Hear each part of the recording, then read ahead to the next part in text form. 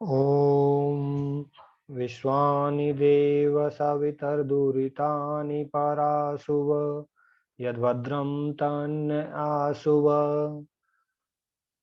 जगत के कण कण में व्यापक परमपिता परमात्मा को नमन एवं गुरुजनों के आशीर्वाद का आकांक्षी प्रिय छात्रों, चौधरी चरण सिंह विश्वविद्यालय के भिन्न भिन्न कक्षाओं में अध्ययन कर रहे आप सभी का स्वागत है। आपका बहुत स्नेह हमारे YouTube चैनल CCSE संस्कृत को मिला है। कोरोना के कारण जो लॉकडाउन हुआ और पठन पाठन में जो व्यवधान हुआ, उसको दूर करने का हमारा जो प्रयास था, मंशा थी, उसमें आपका सहयोग हमारे लिए नितांत आवश्यक था और आगे भी वह सहयोग आपका हमको मिलता रहेगा।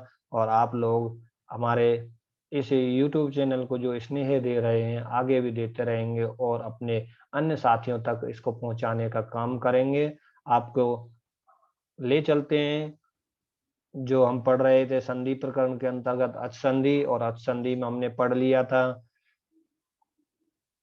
सवर्ण दीर्घ संधि, गुण संधि, यण संधि, अयादि संधि, वृद्धि संधि और वृद्धि और गुण के जो अपवाद रूप बनते हैं, उन रूपों को भी हमने पढ़ लिया था। आज हम पढ़ेंगे पूर्व रूप संधि और पर रूप संधि। प्रिय छात्रों, जैसा कि हम जानते हैं, पर रूप या पूर्व रूप दोनों ही इस प्रकार की संधियां हैं जहां पर पूर्व और पर दोनों स्वर मिलकर के या तो पर रूप में परिवर्तित हो जाते हैं, पर मतलब बाद वाला, बाद वाले के स्वरूप में परिवर्तित हो जाते हैं, तो वह पर रूप संधि कहलाती है। और पूर्व और पर दोनों मिलकर के पूर्व वाले के रूप में परिवर्तित हो जाते हैं, तो वह पूर्व रूप संधि हो जाती है। तो किस स्थल पर पूर्व रूप संधि हो सकती है, अर्थात दोनों पूर्व और पर स्वर मिलकर के पूर्व वाले के रूप में परिवर्तित होंगे, और किस स्थल पर वे पूर्व और पर दोनों स्वर मिलकर के पर वाले स्वर के रूप में परिवर्तित होंगे, इसको आज हम अध्ययन करेंगे और निश्चित ही यह आपके लिए लाभान्वित वाला करने वाला प्रयास होगा। आइए देखते हैं। पर रूप संधि अर्थात जिसमें पूर्व और पर दोनों स्वर मिलकर के पर रूप एकादेश हो जाते हैं, पर रूप एक स्वरूप धारण कर लेते हैं, वह किस स्थिति में होंगे। उसकी प्रथम शर्त है कि हम पहला जो शब्द होगा वह उपसर्ग होगा, और उपसर्ग भी अकारांत उपसर्ग होगा। ऐसा उपसर्ग होगा प्र हो, उप हो, या अब हो, या अन्य अन्य ऐसे उपसर्ग जो अकारांत उपसर्ग हैं, उस उपसर्ग के बाद में अगर ए कार से प्रारंभ होने वाला या ओकार से प्रारंभ होने वाला धातु रूप होगा, या तो ए से प्रारंभ होने वाला या ओ से, वह और धातु रूप होना चाहिए, शब्द रूप वह नहीं होना चाहिए। तो ऐसी स्थिति में पूर्व और पर दोनों स्वरों के स्थान पर रूप एक आदेश हो जाएगा। अब ध्यान दें कि पूर्व स्वर के रूप में तो अवर्ण की उपस्थिति रहेगी, ह्रस्व आकार की, बाद में एकार या ओकार होगा, तो वह अवर्ण जो है अपने स्वरूप को उसी में सम्मिलित कर देगा, उसी में विलीन कर देगा। किस में विलीन कर देगा, और बाद में एकार हुआ तो एकार में पर विलीन कर देगा, और ओकार हुआ तो ओकार में विलीन कर देगा। ये स्थिति दोनों हमारे सामने वहां पर आएंगी। प्रिय छात्रों, उनको हम इस प्रकार से भी देख सकते हैं। प्र प्लस एजते, प्र यह उपसर्ग अकारांत है, अवर्ण इसके अंत में है, और बाद में जो शब्द है एजते, वह एज कंपने धातु से बना हुआ एजते लट लगा प्रथम पुरुष एक वचन का धातु रूप है, और एक एकार से प्रारंभ हो रहा है। तो इसके जब दोनों अंशों के स्वरों की जिन जिन स्वरों की हमको आवश्यकता है, या जो जो स्वर होने चाहिए पूर्व पर रूप संधि करने के लिए, उन दोनों स्वरों का परीक्षण कर लेते हैं। और परीक्षण करने के बाद हमको अगर अनुकूल परिस्थितियां होती हैं, तो निश्चित रूप से हम पर रूप करने में समर्थ होंगे। तो प्रिय छात्रों, यहाँ पर देखते हैं प्र उपसर्ग है, अकारांत है, और हमको अकारांत उपसर्ग ही चाहिए पर रूप संधि करने के लिए। और दूसरा जो शब्द है एजते, वह एकार आदि में है उसके, और धातु रूप भी है। तो इस स्थिति में फिर हम यहाँ पर सामान्य रूप से हमको वृद्धि रेचि सूत्र के द्वारा अवर्ण या के अ या आ के बाद में स्थित एच को पूर्व पर दोनों के स्थान पर वृद्धि रूप एक आदेश करके प्रायजते, इस प्रकार का स्वरूप हमको निर्मित करना था। लेकिन इस एंगी पर रूपम सूत्र के द्वारा अवर्ण के बाद में स्थित एकार आदि या उकार आदि धातु रूप के परे रहने के कारण इसको पर रूप एकादेश होकर के और अवर्ण एक का ए में ही अपना स्वरूप विलीन करके प्रेजते यह रूप सिद्ध हुआ। इसी प्रकार से उप प्लस ओसति, यहाँ पर भी उप जो उपसर्ग है वह अकारांत है और ओसति जो शब्द रूप है, धातु रूप है, वह ओकार आदि है और लट लकार प्रथम पुरुष एक वचन का ही रूप है। तो अकार और ओकार का संयोग होने पर इंगी पर रूपम सूत्र से अवर्ण और ओवर्ण को, ओकार को पूर्व पर दोनों के स्थान पर रूप एकादेश करके उपोष्टि यह रूप सिद्ध हुआ। प्रिय छात्रों, यहाँ पर हमको ये ध्यान रखना है कि एत्यदत्युत्सु जो सूत्र है वह कहता है एण गतौ धातु का धातु रूप एकारादि होगा या एद वृद्धौ धातु का धातु एकारादि धातु रूप होगा। तो उस स्थिति में अकारांत उपसर्ग होते हुए भी हम वृद्धि ही करेंगे, उस स्थिति में हम पर रूप एकादेश नहीं करेंगे। और प्र प्लस एदते प्रैदते या उप प्लस एति उपएति, यहाँ पर हम सामान्य रूप से हमको एंगी परिरूपम सूत्र से अकारांत उपसर्ग उप या प्र होने के कारण और एकारादि धातु रूप होने के कारण पर रूप एकादेश करना चाहिए था, लेकिन एत्योदत्युत्सु के कारण यहाँ पर हम पर रूप एकादेश नहीं कर पाए और वृद्धि रूप एकादेश हमको करना पड़ा। इस प्रकार से प्रिय छात्रों, उन्हें हमको ये स्मरण कर लेना चाहिए कि अकारांत उपसर्ग हो और एकार आदि या ओकार आदि धातु रूप होगा तो पूर्व पर दोनों स्वरों के स्थान पर हम वृद्धि रूप एकादेश करेंगे। यहाँ पर यह ध्यान रखना है, वह धातु रूप जो एकार आदि धातु है वह हमारा इण गतौ धातु से एति या एद वृद्धौ धातु से बना हुआ एदते इत्यादि नहीं होना चाहिए, उसका यहाँ पर इन्होंने निषेध कर दिया है एत्यदत्युत्सु से।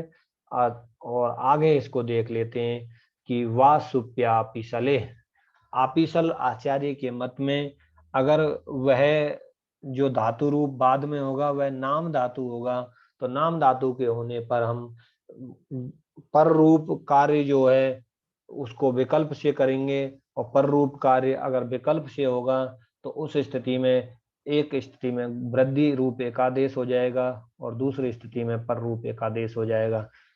यह केवल नाम धातु होने पर भी विकल्प से होगा, नाम धातु नहीं होगी तो नित्य हो जाता है अपने एंगी पर रूपम से, लेकिन पर रूप आदेश जो है वह विकल्प से तभी होगा वह जब वह धातु जो आ रहा है एकार आदि या ओकार आदि वह नाम धातु हो और वह भी आपिसल आचार्य के मत में होता है। आपिसाल आचार्य के मत में हो, स्फोटायन आचार्य के मत में हो या गार्ग आचार्य के मत में हो, यहाँ पर महर्षि पाणिनि को दोनों मत स्वीकृत हैं, इसलिए उन्होंने उन आचार्य को सम्मान या आदर देने की दृष्टि से उनका नाम भी रखा है और दोनों व्यवस्थाओं को हमारे सामने प्रस्तुत किया है। तो प्रिय छात्रों, यहाँ पर हम इसको स्पष्टतया समझ सकते हैं कि ये पररूप आदेश जो हो रहा है यह विकल्प से होगा नाम धातु परे होने पर, जैसे उप प्लस एड की यति या उप उपसर्ग है और अकारांत उपसर्ग है। एड की यति यह धातु रूप है और एकार आदि धातु रूप है, लेकिन एड की यति यह सामान्य धातु नहीं है, यह नाम धातु है और नाम धातु होने के कारण वासुप्यापि सले इस सूत्र के द्वारा यहाँ पर विकल्प से पर रूप एकादेश हुआ और जब पर रूप एकादेश हुआ तो पेड़ की यति यह शब्द हमारे सामने निर्मित हुआ। उप का अ और एड की यति का ए मिलकर के पूर्व पर दोनों स्वरों के स्थान पर रूप एकादेश होने पर ए और ए को मिलकर के और उपेड़ की यति यह शब्द बना और जब पर रूप एकादेश नहीं हुआ तो पूर्व पर दोनों स्वरों के स्थान पर वृद्धि रूप एकादेश होकर के उपेड़ की यति यह निर्मित हुआ। इसी प्रकार से प्र प्लस ओधीयति, प्रोधीयति और प्रौधीयति इन शब्दों का भी निर्माण होता है। इस प्रकार से प्रिय छात्रों, हम यहाँ पर देख सकते हैं कि भिन्न भिन्न स्थितियों में पर रूप आदेश अवर्ण के बाद में एकारादि उकारादि आदि धातु होने पर तो होता ही है, लेकिन वह इण गतौ धातु का एकारादि होगा या एद वृद्धौ धातु का एकारादि होगा तो उस स्थिति में वृद्धि रूप एक आदेश होगा। और वह एकार आदि या ओकार आदि जो धातु रूप है वह अगर नाम धातु होगा तो वह विकल्प से होगा। और उसी में एव यह आता है आपका अव्यय और ये अनिश्चय के अर्थ में होगा, तो इसको तात्पर्य रूप एक आदेश करेंगे। और यह अनिश्चय के अर्थ में नहीं होगा तो इससे वृद्धि होगी, जैसे क्व प्लस एव क्वेब, कहीं भी पता नहीं कहाँ, निश्चित अर्थ नहीं है तो क्वेब, और निश्चित अर्थ है अनिश्चय की स्थिति नहीं है तो तब एव तवैव वृद्धि रूप एक आदेश किया। ऐसे तथा प्लस एव तथैव इत्यादि बनेंगे। यहीं पर एक सूत्र आता है फिर, सकंद्वादिषु पररूपम वाच्यम, पर रूप इसको होगा लेकिन वह पर रूप टी को होगा।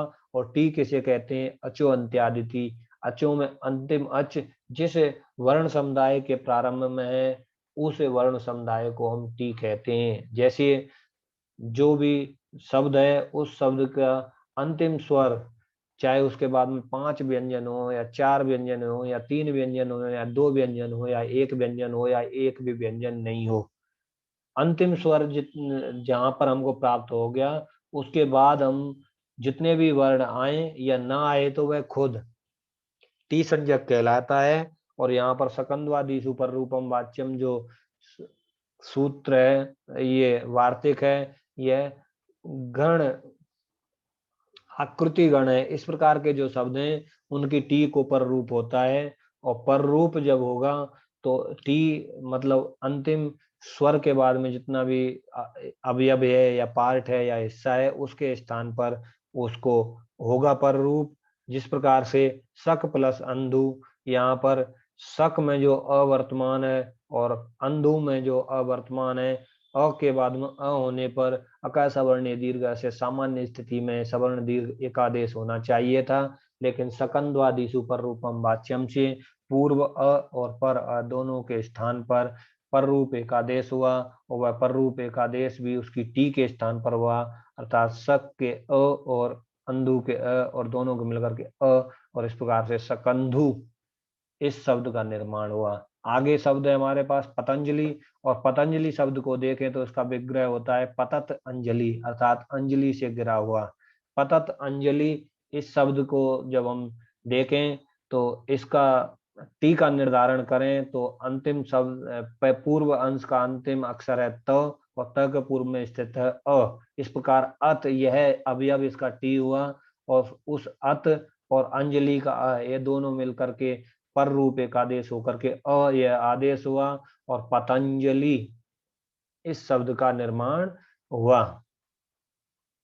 आगे जब हम देखें कुल प्लस अटा, पूर्व पर दोनों स्वरों के स्थान पर सकंदवादी सुपर रूपम वाच्यम से पर रूप एक आदेश होकर के कुलटा। मनस प्लस ईसा अस यह टी हुई और ईसा का ई दोनों को मिलाकर के पर रूप होकर के ई यह आदेश होकर के मनीषा।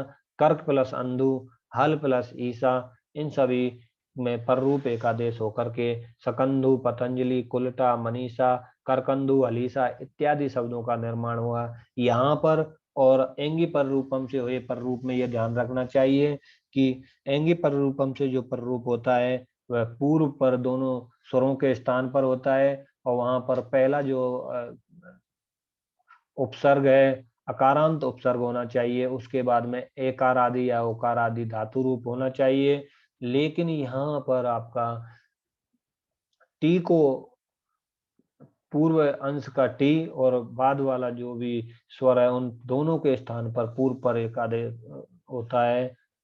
पूर्व पर दोनों स्वरों के स्थान पर दोनों अवयवों के स्थान पर रूप एक आदेश होता है, इसका हमको विशेष ध्यान रखना चाहिए। इस प्रकार से पर रूप संधि के अंतर्गत भिन्न भिन्न अवयवों को हमने देखा। प्रिय छात्रों, निश्चित ही ये आपके लिए लाभान्वित करने वाला होगा और आप इसका लाभ उठाएंगे। इसी कामना के साथ आप लोग इसको शेयर करते रहेंगे। CCSU संस्कृत पर हमारे द्वारा किए जाते हुए प्रयास से सभी छात्रों को लाभान्वित करेंगे। इस आशा के साथ, इस विश्वास के साथ आपसे विदा लेते हैं। अगले वीडियो में फिर मिलेंगे। बहुत बहुत धन्यवाद।